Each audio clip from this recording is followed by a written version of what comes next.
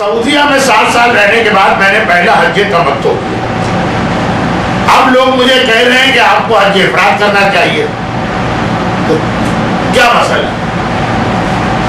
Jeddah میں 7 سال رہنے کے بعد آپ نے حج تمتع کیا۔ اگر آپ پر حج واجب ہو گیا تھا پہلے 2 سالوں اور آپ نے نہیں کی، ڈیلے کیا، تاخیر کی اور 7 سال بعد کیا، تو آپ کو حج تمتع ہی کرنا تھا۔ اور 2 سال پورے ہونے کے بعد اگر آپ کی حیثیت ہوئی تو آپ کو حج افراد کرنا تھا، اگر نہیں کیا تو آپ کرنا ہوگا۔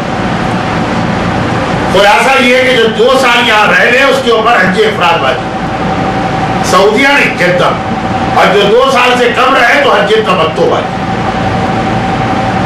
اور اگر حج واجب ہو گیا اس کے اوپر وہ ڈیلے کرے تو یہ دیکھا جاتا ہے جب واجب ہوا اس وقت کتنے سال ہوئے، یہ بھی دیکھا جائے گا کہ جس سال جا رہا ہے تو اس کو اس سال کتنے سال ہو گئے تھے۔